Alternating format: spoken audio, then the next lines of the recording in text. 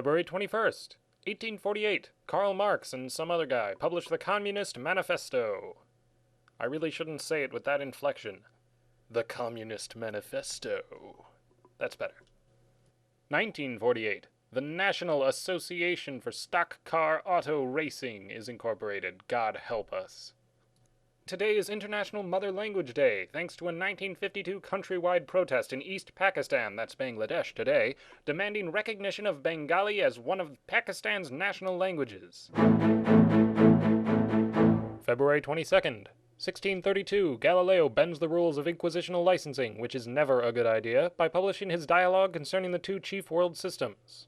1797, what with the French Revolution going so well, 1,400 Frenchmen decide that the British would like to join in the fun, and if you foresee a plan which involves landing in Wales to incite a working-class revolt backfiring, congratulations, you're smarter than the conscripted soldiers who mistook an angry woman with a pitchfork for a grenadier.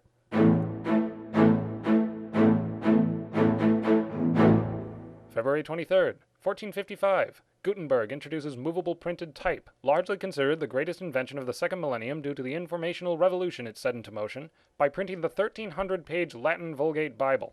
1778. Friedrich Wilhelm August Heinrich Ferdinand von Steuben arrives at Valley Forge.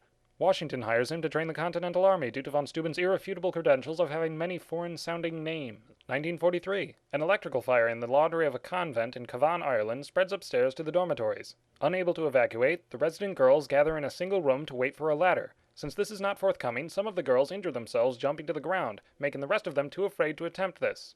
So they burned alive. And they were orphans, and one elderly cook. February 24th, 1803. In the case of Marbury versus Madison, the U.S. Oh, what the hell, they were orphans. They were little Irish orphan girls. That's the saddest thing you will hear ever. That's the saddest thing I've ever heard of.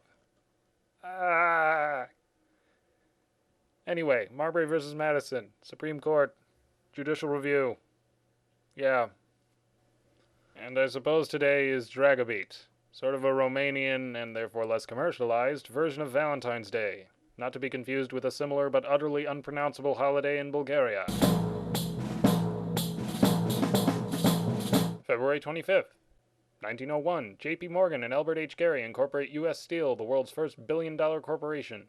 1942. The Battle of Los Angeles kills 3 civilians with an anti-aircraft barrage directed at an unidentified flying object. 3 more civilians die of heart attacks, but I find it hard to empathize, what with those incinerated Irish orphans and everything. February 26th, 1815. Napoleon Bonaparte escapes from Elba whilst Edmond Dantes continues to rot in prison. Uncharacteristically specific reference. 1936. The February 26th incident occurs in Tokyo. Oh, you want more detail, do you? 1,500 Japanese soldiers stage a coup d'etat, but almost all of them give up and return to their barracks 3 days from now. 1993. Conspirators with links to Al-Qaeda bomb the World Trade Center. Though unsuccessful due to the fact that skyscrapers are not dominoes, one wonders whether Ramzi Youssef's threat that this is only the first attack was more prophetic than even he thought. February 27th. 1860. Presidential candidate Abraham Lincoln delivers his Cooper Union address, in effect giving him the Republican Party's nomination, and therefore the presidency. So this speech basically led to the Civil War. Which means, via chaos theory, this speech set Lincoln's assassination into motion. My logic is infallible. 1964. The Italian government puts together a multinational task force of engineers, mathematicians, and historians, and asks them very politely to stop the Leaning Tower of Pisa from becoming the collapsed Tower of Pisa.